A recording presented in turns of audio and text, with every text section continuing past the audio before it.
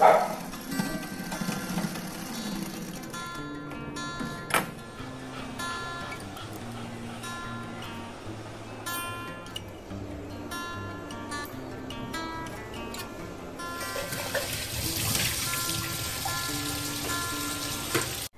Morning, শুভ সকাল। কেমন আছেন আপনারা সবাই? নিশ্চয়ই খুব ভালো আছেন, আমিও খুব ভালো আছি।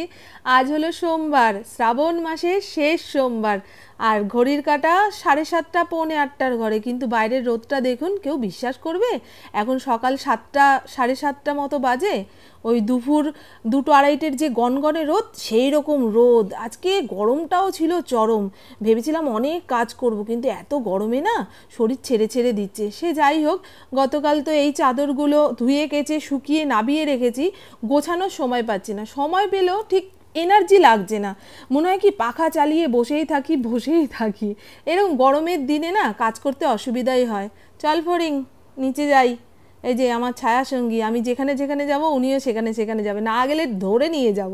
কাল রাতে এই ভারী বাসনগুলো মেজে ঘষে রেখে দিয়েছি, আর বাদ বাকি বাসন গামলার মধ্যে রয়েছে। সুজাতা 10:30 পৌনে 11টার সময় এসে মেজে দেবে। চলুন আজকের দিনটা শুরু করি। বেশ ভালো রোদ উঠেছে।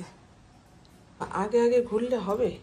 হ্যাঁ, আমি গেট খোলার আগে ও এসে দাঁড়িয়ে থাকে, তাহলে কাজটা হবে কি করে তাড়াতাড়ি? এটাই তো বোঝে না ছেলেটা। গায়ে গায়ে পায়ে পায়ে ঘুরলে 2 মিনিটের কাজ লাগে 20 মিনিট। ওর যেন বেশি তাড়া। আজকে কল মিস্ত্রি আসবে। আমাদের বাইরের কলের মুখ দিয়ে সর্বক্ষণ জল পড়ছে, সেটা ঠিক না করালেই নয়।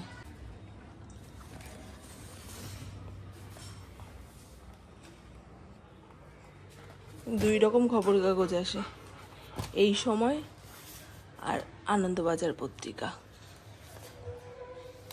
ঘর দুয়ার ঝাড় দেওয়া হয়ে গেছে, দুয়ার ধারে গঙ্গার জল ছিটিয়ে নিয়েছি যাতে বাসি ব্যাপারটা কেটে যায়। এত সকাল সকাল তো আর ঘর ঝাড় দিতে পারবো না, স্নানের আগে ওই সব হবে। ফড়িংকে পরিষ্কার বাটিতে জল দিয়ে দিলাম।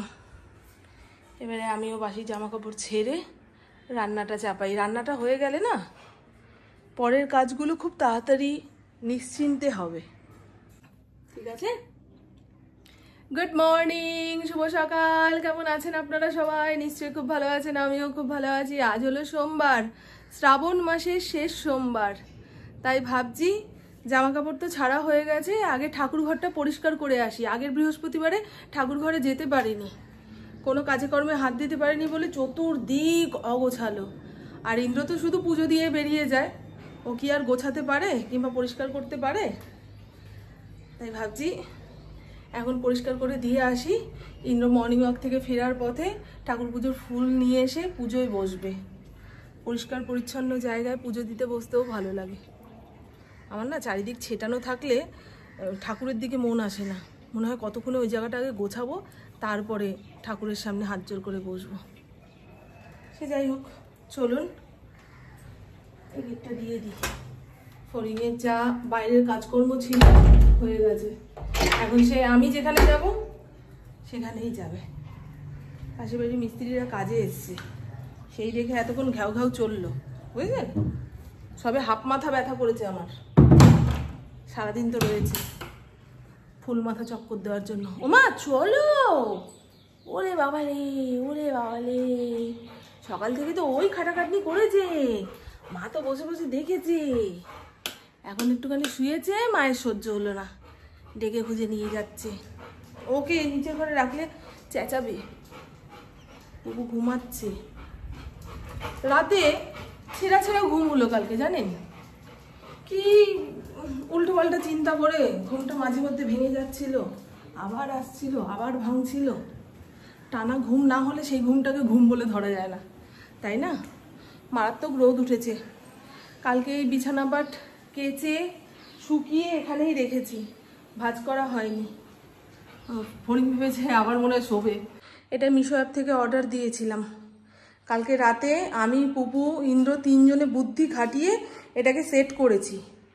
কখনো বড় হয়ে যাচ্ছিল, কখনো একটার সঙ্গে একটা ঠিকমতো জুড়তে পারছিলাম না, মানে বিভিন্ন রকম গন্ডগোলের মধ্যে দিয়ে এটা সেট করতে পেরেছি। জন্মাষ্টমীর দিন ঠাকুরের পেছন সাইডে ব্যাকগ্রাউন্ড তৈরি করব, বুঝেছেন? দেওয়ালের মধ্যে স্টিকার দিয়ে বেলুন আটকালে কিছুক্ষণ পরেই পড়ে যায়, কোনো কাগজ দিয়ে সাজালে সেটা কিছুক্ষণ পরেই পড়ে যায়, এটার মধ্যে আটকে দিলে মনে হয় থাকবে। সে যাই হোক, এতগুলো সিঁড়ি ভেঙে আসলাম তো নিঃশ্বাস প্রশ্বাস বন্ধ হয়ে যাচ্ছে। কি গনগনে রোদ, এই তুলসী গাছটাকে আর বাঁচানো যাবে না, হয়ে গেছে, আবার নতুন চারা বুনতে হবে। অনেক দিন হলো গো, গাছের টবটা ছোট না, বেশি শেকড় বাকড় হয়ে গেলে গাছটা আর ভালো থাকতে চায় না। আহা হা হা, কি সুন্দর যে লাগে সকালের পরিবেশটা। যত ভোরের দিকে ওঠা যাবে তত চতুর্দিক সুন্দর, যত বেলা বাড়বে মানুষের হই হট্টগোল কোলাহল, গাড়ি ঘোড়ার আওয়াজ, ধুলো, তাই না? সেই কারণেই তো বলে সকালটা শান্তির আর রাত্রিটা নিশ্চিন্তের। রাত হয়ে গেল মানে নিশ্চিন্ত, আর কোনো কাজকর্ম নেই, এবারে ঘুমাতে পারবো। আর সকালটা হলো শান্তির। চলেন।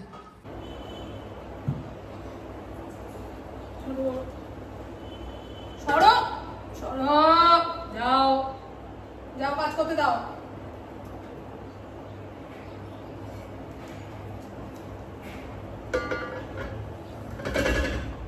তো চলুন বন্ধু, আমি ভাবছি আজকে অনেক সকাল সকাল ঘুম থেকে যখন উঠেই পড়েছি, তা বেলা বাড়লে তো গরমও বেড়ে যাবে, তার আগে এই ঠাকুরের বেদি মতো জায়গাটা আমি পরিষ্কার করে নিই।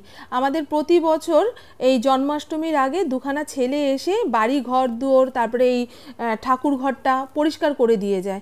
এবছরেও ইন্দ্রকে বলেছিলাম, তা ইন্দ্র কাজে এত ব্যস্ত হয়ে পড়েছে, আদৌ ছেলেগুলোকে খবর দিয়েছি কিনা জানি না। যত জন্মাষ্টমীর দিনটা এগিয়ে আসছে আমার ভেতরে অস্থিরতা বাড়ছে যে কবে হবে, কি করে হবে, বুঝেছেন? আর প্রত্যেক দিন তো লক্ষ্মীর ঘট সরানোর নিয়ম নেই, একমাত্র বুধবার বিকেলে এই লক্ষ্মীর ঘট বের করে রাখা হয়, বৃহস্পতিবার দিন মেজে ঘষে আবার ঘট পাতি। সেই জন্য দেখুন জল চৌকি শুদ্ধ মা লক্ষ্মীকে নিচে নিয়ে নামালাম। ভয় লাগছিল যদি পড়ে যায়, যদি মা লক্ষ্মী উল্টে যায়। আর এই রাধা গোবিন্দ নিয়েও অনেক গল্প রয়েছে। আমরা যেদিন এই বাড়িতে গৃহপ্রবেশ করেছিলাম সেদিন সকালবেলায় ঘরে পুজো হবে বলে আমার তো গোপাল ছিলেন, তাকে কোলে করে নিয়ে এই বাড়িতে এসে দেখি ও মা বড় বড় রাধাকৃষ্ণ। আমি কি গো ইন্দ্র, এনাদের কে আনলো? বলে ওই তো কাল রাতে গিয়ে আমি পছন্দ করে নিয়ে চলে এসেছি। আর আমার না ওই কোষ্ঠী পাথরের একটু কোমর বাঁকানো রাধা গোবিন্দ খুব পছন্দ ছিল। তবে ঠাকুর যেভাবে আমার কাছে আসবে বলে ঠিক করেছেন সেইভাবেই ইন্দ্রর হাত ধরে চলে এসেছে, ওনার ইচ্ছা ছাড়া তো কিছুই হয় না। আর শিবের জায়গাটাও পরিষ্কার করব। আর এই ছোট্ট বোতলটার মধ্যে লাইজল রেখেছি, ভরা বোতলের লাইজল ওই কলের সরু জায়গাটাতে রাখলে ধূপধাপ পড়তে থাকে, এর মধ্যে রাখলাম, আবার ফুরিয়ে গেলে ভরে নেব। আর আমার ঘরের গোপালও আমাকে না জানিয়ে এসছে জানেন। একবার জন্মাষ্টমীর আগের দিন ইন্দ্র দেখি ওই গামলায় করে গোপালকে নিয়ে আসছে। আমি কি গো কি করেছো? গোপালকে জানো 3 বার সেবা দিতে হয়, নাহলে কিন্তু পাপ হবে। আমার শাশুড়ি তৎক্ষণাৎ আমার মুখ চাপা দিয়ে বলে, এই গোপালকে যদি 3 বার দিতে পারিস দিবি, 4 বার দিতে পারিস দিবি, যদি মনে হয় না আমি 2 বারই দিতে পারছি সংসার সামলিয়ে, তা 2 বারই দিবি। ঠাকুরকে বলবি ঠাকুর আমি যেভাবে দিচ্ছি তুমি সেইভাবেই নাও, কিন্তু আমার যদি ভুল ভ্রান্তি হয় ক্ষমা করো। এইভাবে সহজ মনে ঠাকুরকে ডাকবি, তাহলে ঠাকুরকে পেতে সুবিধা হবে। আর যত এটা ওটা সেটা করবি তত ঠাকুরের প্রতি ভয় বাড়বে। ভয় নয়, ভক্তির দরকার। আমি শিব ঠাকুরের জায়গাটা পরিষ্কার করে নিচ্ছি। প্রত্যেক দিন ধূপ দেয় তো, ধূপের ছাই পড়ে পড়ে একদম মোটা পলি পড়ে গেছে। আর বলবেন যে তোমার ঘরে 3খানা শিবলিঙ্গ কেন? আমাদের এই বড় শিবটা ইন্দ্র একবার এনেছিল, তা আমি তখন জানতাম না যে বাড়ির শিব ঠাকুর এত বড় রাখতে নেই। ওনাকে পুজো করার পরে এখন সবাই বলে এত বড় শিব বাড়িতে রাখতে নেই। এখন তাদের এনে ফেলেছি, কোন হোস্টেলে দেব বলুন তো? আর যে মেজে শিবলিঙ্গটা রয়েছে সেটা কেউ একজন বেনারস ঘুরে এসে আমাদের দিয়েছিলেন, তাকেও রেখেছি। আর একদম ছোট্ট শিবলিঙ্গটা আমার যা বেনারস ঘুরতে গেছিল সেখান থেকে এনে পুপুকে দিয়েছে। পুপু কিন্তু ওই শিবের মাথাতেই আগাগোড়া জল ঢেলে এসছে। এবারে বলুন তো 3খানা শিব শিবলিঙ্গের মধ্যে কাকে রাখি, কাকে হোস্টেলে দিই। আমি ঠাকুরের বেদিটা সুন্দর করে মুছে নিয়েছি, আর ওই দেওয়ালটাও পরিষ্কার করে মুছে নিয়েছি। আর এই সামনে কালচে কালচে জায়গাটা দেখছেন, ওটা কোনো এক বছর লক্ষ্মী পুজোর সময় স্টিকার আলপনা লাগিয়েছিলাম, তারপরে সেটাকে ছুরি দিয়ে কাঁচি দিয়ে ঘষে ঘষেও তুলতে পারিনি, আধা খাপচারা হয়ে লেগে রয়েছে। এরকম আধা খাপচারা স্টিকার লেগে থাকলে দেখতে বাজে লাগে। আজকে মারাত্মক গরম লাগছে, মাথার উপরের পাখার হাওয়াটা গায়ে লাগছে না। আর আগের দিন ইন্দ্রর জন্য দুখানা তাওয়াল এনেছিলাম, তার মধ্যে একখানা ঠাকুরের বেদিতে পাতবো বলেই ঠিক করে রেখেছি। তা ওই একটা তাওয়ালকে 2 ভাগে কেটে অর্ধেকটা গোপালের দোলনাতে পেতে দেব, আর অর্ধেকটা রাধা গোবিন্দের আসনে পেতে দেব। নতুন কাপড় তো, তবে কাটার পরে বুদ্ধি খুললো যে না কাটলেই চলতো, গোটা তাওয়ালটাকে ভাজভুজ করে পেতে দিতাম, পরে যখন পুরনো হয়ে যেত অন্য কাজে লাগানো যেত। সে যাই হোক, যেটা হয়ে গেছে সেটা নিয়ে কেঁদে লাভ নেই। আচ্ছা, আমার রাধা গোবিন্দ না আগে একটা লোহার জল চৌকি মতো জায়গাতে বসতো, তারপরে কেউ একজন বুদ্ধি দিল ঠাকুরকে ওই লোহার জায়গাতে রাখতে নেই, একটুখানি কাঠের জায়গা কিংবা পেতলের জায়গা দিলে ভালো হয়। তারপরে ওই লোহার ওটাকে সরিয়ে দিয়ে কাঠের একটা জল চৌকি ছিল, যেটার মধ্যে লক্ষ্মী পুজো কিংবা সরস্বতী পুজো যে কোনো পুজো আচ্চাতে ঠাকুর বসাতাম। সেই জল চৌকিটা ওই ঠাকুরের আসন হিসাবে এখন ব্যবহার করছি। রাধা গোবিন্দকে বসিয়ে দিলাম, আর দেখলেন ওই তাওয়ালের নিচে যে আসনটা পেতেছিলাম ওটা কিন্তু আমার যা কোনো একবার দেওঘর থেকে এনে দিয়েছে। ওরা ভীষণ তীর্থস্থানে ঘুরতে যায়, সেখান থেকে ঠাকুরের জিনিসই এনে দেয়, তাই ওই আসনটাকে আমি আর ফেলিনি। আর গোপালের জন্য এই গদি মতো জিনিসটা মিশো অ্যাপ থেকে অর্ডার দিয়ে আনিয়েছি। এখন এর ওপরে একটা চাদর কিংবা কাপড় পেতে দিলে হড়হড় করে গোপাল নেবে আসে না। নাহলে আমি যেটা হাতে করে বানিয়ে দিয়েছিলাম সেটা সিনথেটিক কাপড়ের ছিল, আর কাঠের জায়গা তো, মানে গোপাল নামাতে গেলে গোপাল বিছানা শুদ্ধ নেমে চলে আসতো।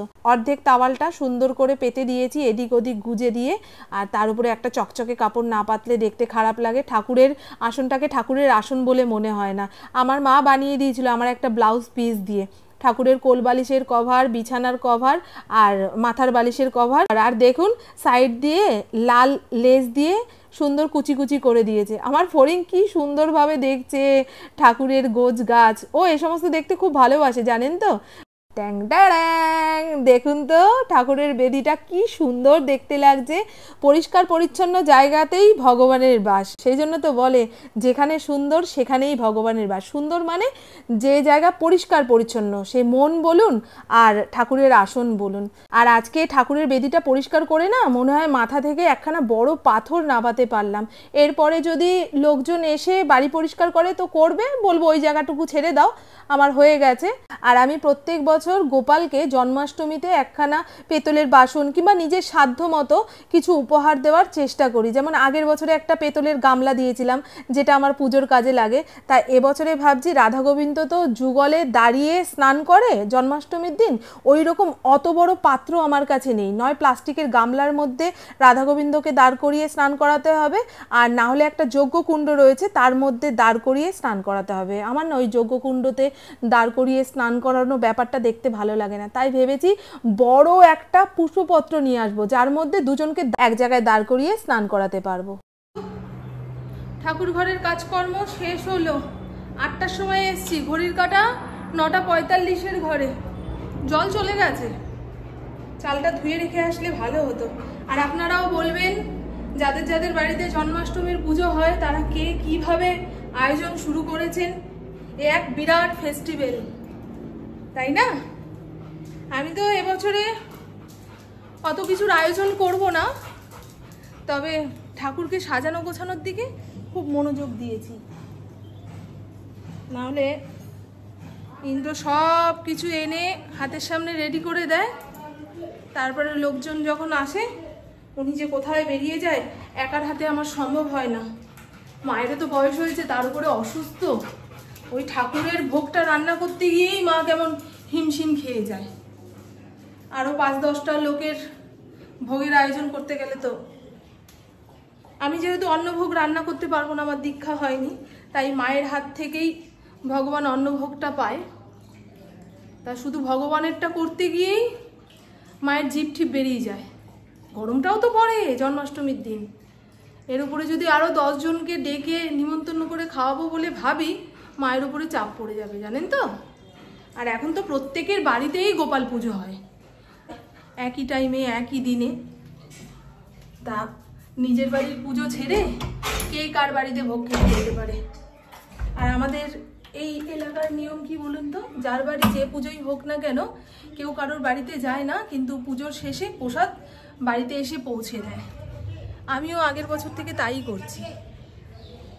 আর অনেকে জন্মাষ্টমীর দিন অন্নভোগ খায় না, তো লুচি টুচি খেয়ে থাকে। দেখি, মাকে আগের দিন আসতে বলেছি, মায়ের সঙ্গে কথাবার্তা বলে ঠিক করব জন্মাষ্টমীর দিন ঠাকুরকে কি ভোগ দেব না দেব, বুঝেছেন।